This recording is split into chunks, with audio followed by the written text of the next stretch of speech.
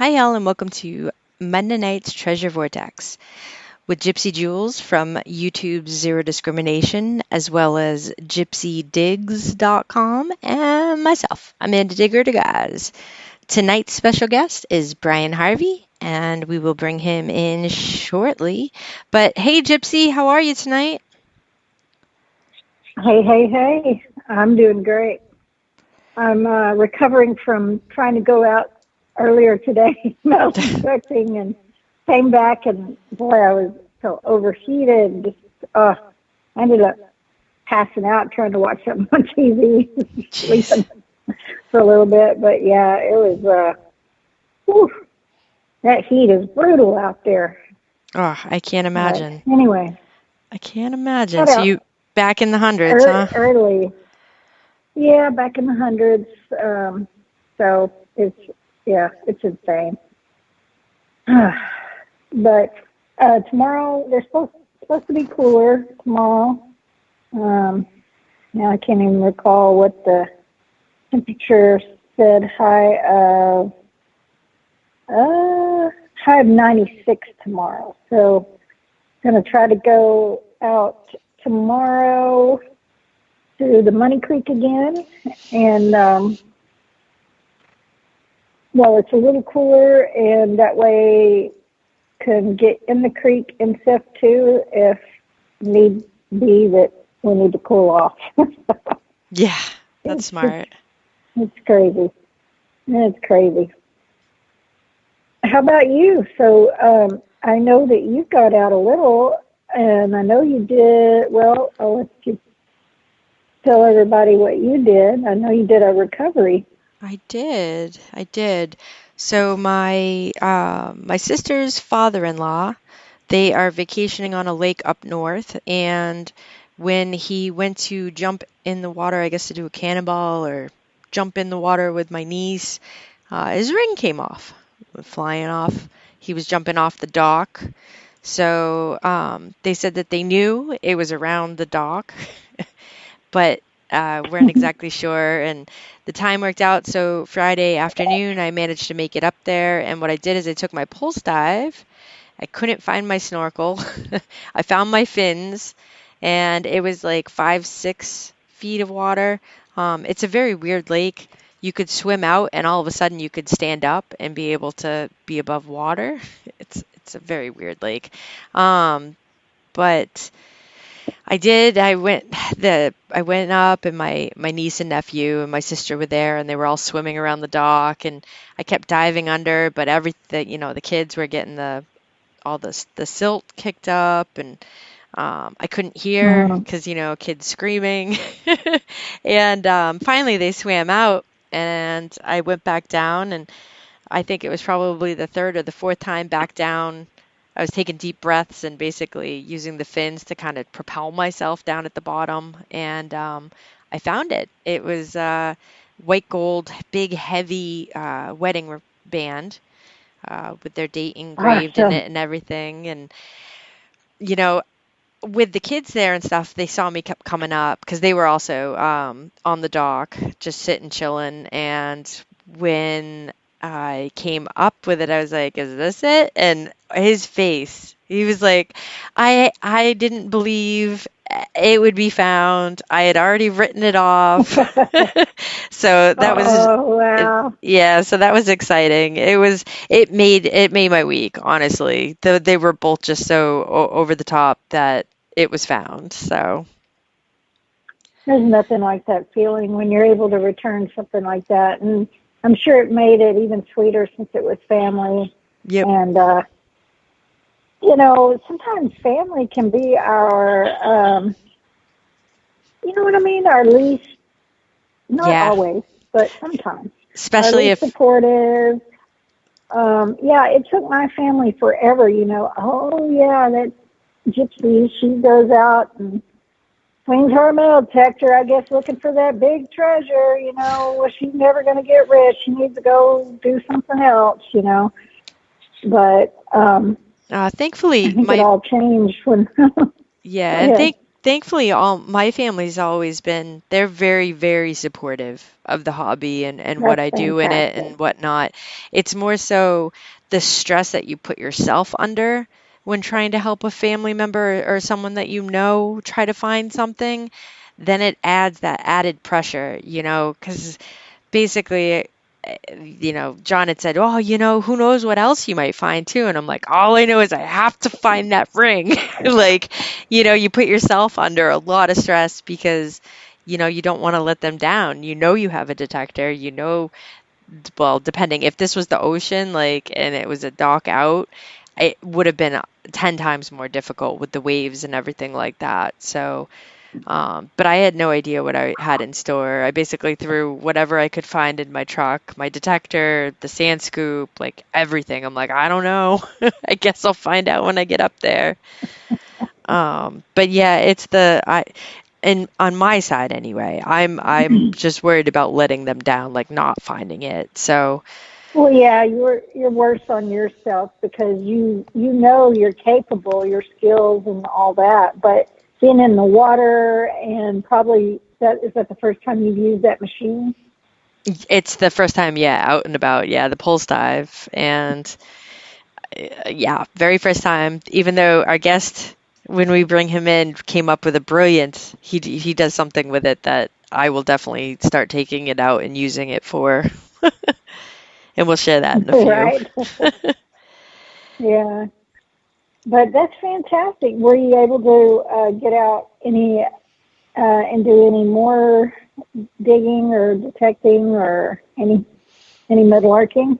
No, I was supposed to go. Laura was in town on Sunday, and we were going to go Oh, out detecting, but we had severe thunderstorm alerts come across, so hmm. we ended up just visiting the casino.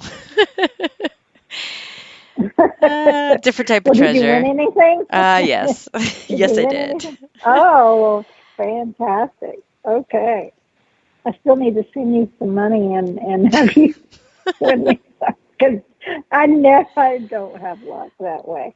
But, you know, I need to start thinking positive and hopefully tomorrow not hopefully, I will have good luck. So Yes. tomorrow it's on the gold rings and gold coins and gold jewelry and silver. And it's a money creek, so I'm find something good. Yeah. Anyway, I think we should go ahead and bring our special guest in. I'm really excited. I know we've had him on before, but not everybody knows him and knows the person behind the Digger's Den. I know a lot of our subscribers have ordered from the Digger's Den or ordered through me to the Digger's Den, but Brian Harvey, welcome. Welcome, welcome. Hi. Hi, Amanda. Hi, Gypsy. Hi, Chat. We're excited to have you. It's been a while. Do you Yes, remember it when we has. had him on last, Amanda? I can't quite recall. I do not. I'd have to go through the It's been a notebook. few years. Yeah, it's been a few years. What was the special occasion? Yes. Right, right. Well, for those of you that don't know, the Digger's Den. Now, go ahead and tell them about where you're from, Brian, and what you do and all that fun stuff. Well, I'm from Lynchburg, Virginia. Born and raised, Civil War country. Basically, I was. You ever just feel like you was born to treasure hunt and it's just embedded in you? That's just the kind of way I grew up. I just felt like it was me. I was that kid that wanted to be an archaeologist and all that when other kids wanted to be cowboys and policemen. So yeah, it just it's just embedded in me, and it's took me to where I'm at now. And to actually do for what I do for a living is it's a beautiful thing. I'm blessed to have the opportunity to sell to people and and give them the gift it's embedded in me, you know, and help them succeed in finding their treasures and stuff. So yeah, it's an awesome gig. You're living the dream. Living the dream. Buy more detectors and detective supplies, folks. Yeah, no doubt. Oh boy, I do know that now I'm a sales rep for the Diggers Den, so I help Brian, and with the people I meet, you know, to help them, like he said, live out that dream of, you know, finding relics and treasure and stuff. And I'm grateful for Brian because not only what he does and his amazing service and how fast he gets this stuff out and takes great care of customers and all that, which makes us look good. The ones that sell for him. But with that said, what I'm getting at is I've been there, I've done that. I had a brick and mortar store in Galveston, and I know how he feels. I also had a website back when websites were just, you know, that's a long time ago. Mm-hmm. But where you could purchase and order stuff online, and that's back when websites were just getting going. The internet was just getting good and going. But anyway, I know how hard it is because there's not that big of a markup, and then a lot of this stuff is shipped in. If it's not manufactured here in the States, then a lot of it's shipped overseas. And so on top of all that, there's all this extra shipping and Mm-hmm. not to mention Merchant all fees. the Yes. People just don't understand. And then on top of that, you give them a discount, and you're competing with all these other people out there and Amazon. And on top of that, if they order through me, you know, they use the promo code, they get a little extra off. You know, there's not much meat on the bone, so you got to make a living too. So a lot of people don't understand that, and I don't mean to paint that kind of picture, but that's just the truth of the matter. So it's tough. It's tough nowadays. It really is tough. There's so much competition out there now. So just wanted to say, I know Brian appreciates all of your business, those of you that support him, and I really appreciate all the business. And then Amanda is always, hey, I know so-and-so is looking to purchase a metal detector, and she'll send them my way. So appreciate Amanda as well. Yeah, I've done that with Brian as well. Brian, you've been great answering questions last minute. Out of all the machines, White's, obviously, I purchased separate through a local guy, and then I was sponsored, so I got White's machines that way. But since White's closed, all of my gear has come from Brian. So yeah, I appreciate it.